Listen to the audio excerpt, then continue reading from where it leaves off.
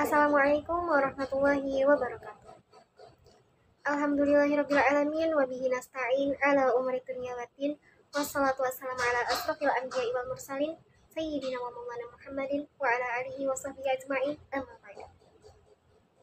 Pertama-tama dan yang paling utama, marilah kita panjatkan puji dan puji syukur atas kehadirat Allah Subhanahu wa taala yang telah memberikan kita nikmat taufik serta hidayahnya sehingga kita dapat berjumpa pada bulan Ramadan yang penuh berkah ini. Kedua kalinya, salat serta salam tak lupa senantiasa kita curahkan kepada junjungan kita, Nabi Agung, Nabi besar, Nabi Muhammad Shallallahu Alaihi Wasallam yang kita nantikan syafaatnya di yaumul kiamah kelak.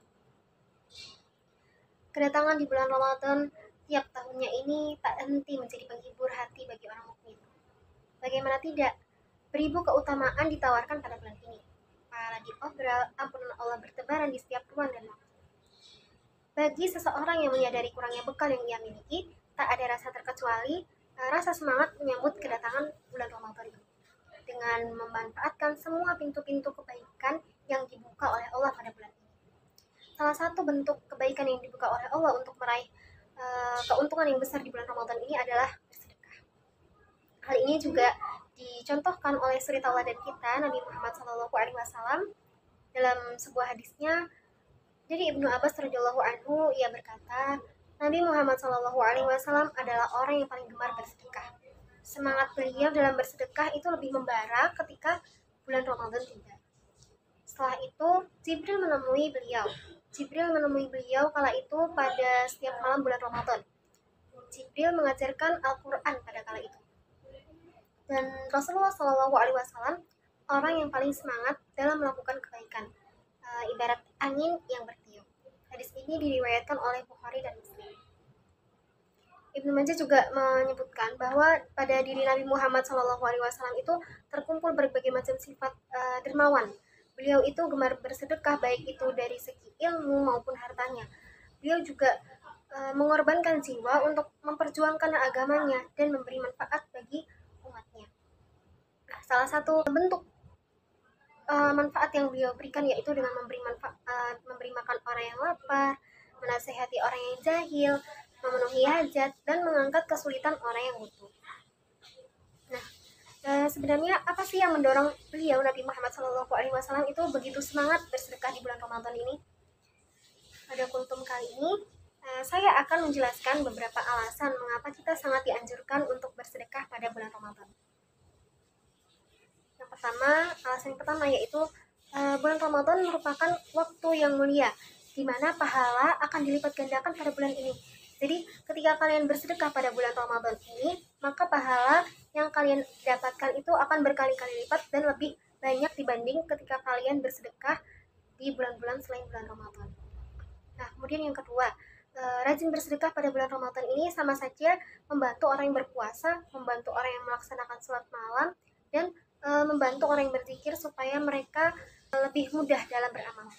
Nah, orang yang membantu di sini akan mendapatkan pahala seperti mereka yang beramal.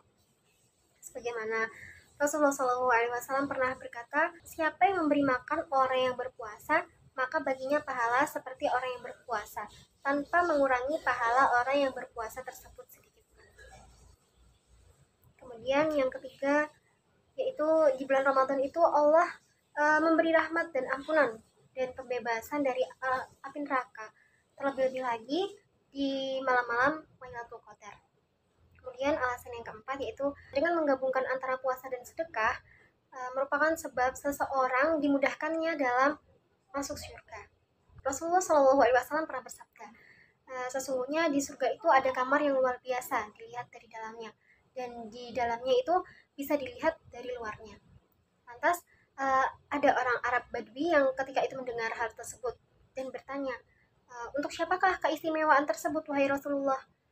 Rasulullah bersabda, itu disediakan bagi orang yang berkata baik, orang yang memberi makan kepada orang yang butuh, rajin berpuasa, dan melakukan sholat di malam hari ketika orang-orang tertidur lelap. Kemudian yang kelima yaitu dengan menggabungkan antara sedekah dan puasa merupakan sebab seseorang mendapat kemudahan dalam meraih ampunan dan selamat dari siksa neraka. Dalam hadis itu disebutkan Sedekah itu memadamkan dosa sebagaimana api yang dapat dipadamkan dengan air. Begitu pula sholat seseorang terlepas tengah malam. Kemudian selanjutnya yang keenam yaitu berpuasa Ramadan ini tidak selamanya kita sempurna dalam melaksanakan ibadahnya. Pasti terdapat kecacatan dan kekurangannya. Nah, dengan bersedekah inilah cara kita untuk menutupi kekurangan-kekurangan ibadah tersebut. Oleh karena itu, di akhir Ramadan, kaum muslimin itu diwajibkan untuk menunaikan zakat fitrah bagi orang yang mampu. Tujuannya adalah untuk mensucikan orang-orang yang berpuasa. Dalam hadis itu disebutkan Rasulullah SAW mewajibkan zakat fitrah bagi orang-orang yang mampu untuk mensucikan orang yang berpuasa dari kata-kata yang sia-sia, kata-kata yang kotor, dan juga memberi makan kepada orang miskin.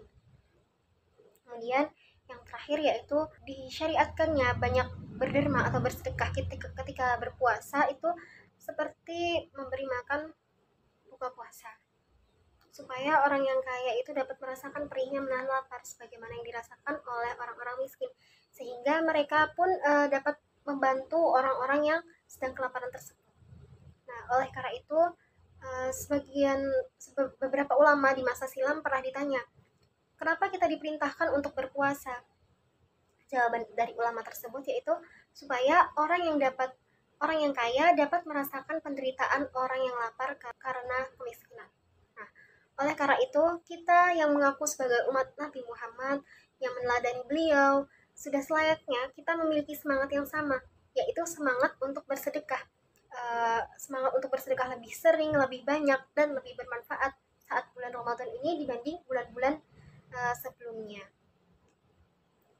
Semoga kultum kali ini bermanfaat. Saya mohon maaf jika terdapat penyampaian-penyampaian kurang berkenan, dan mohon diambil baiknya saja dan dibuang buruknya. Terima kasih. Wassalamualaikum warahmatullahi wabarakatuh.